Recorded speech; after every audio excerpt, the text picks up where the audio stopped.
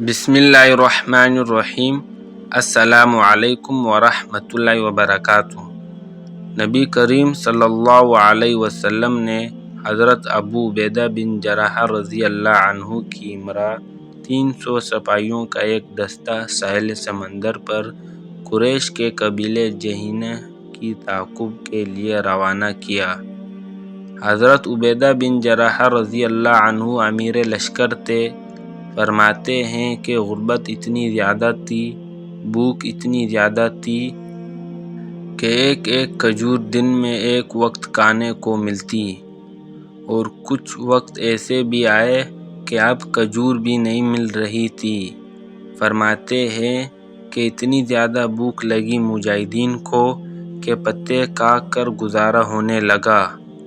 حضرت جابر رضی اللہ عنہ فرماتے ہیں کہ سمندر کے کنارے ہمارا پڑاؤ تھا، ٹھہراؤ تھا، کہ ایک دن ہم سخت بھوک کی حالت میں سمندر کے کنارے چلے جا رہے تھے کہ دور سے خشکی کا ایک بڑا ٹیلہ نظر آیا۔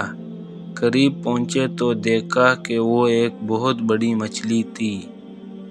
پہلے تو امیر لشکر نے اسے کھانے سے منع فرمایا، لیکن پھر ہماری حالت کے پیش نظر اجازت دے دی۔ ہم 300 لوگ تھے، 18 دن تک اس کا گوشت کھاتے رہے، مگر اس کا گوشت ختم ہی نہیں ہوا، اور فرماتے ہیں کہ اس کی ہڈی یعنی کانٹا نکال کے جب 2 کانٹے کھڑے کیے تو اونٹ تجاوے سمیت اس کے بیچ سے گزر جاتا تھا، اور اس کی چربی سے بیماروں کو سکون آتا تھا، تندرستی اور شفا ملتی تھی، اور اس کا تیل جسم پر ملتے رہے، یہاں تک کہ ایک بار پھر ہمارا وزن بڑھ گیا۔ ہم نے اس مچھلی کے کچھ ٹکڑے کاٹ کر واپسی کے سفر کے لیے محفوظ بھی کر لیے۔ مدینہ پہنچ کر نبی کریم صلی اللہ علیہ وسلم نے بھی اس سے کھایا۔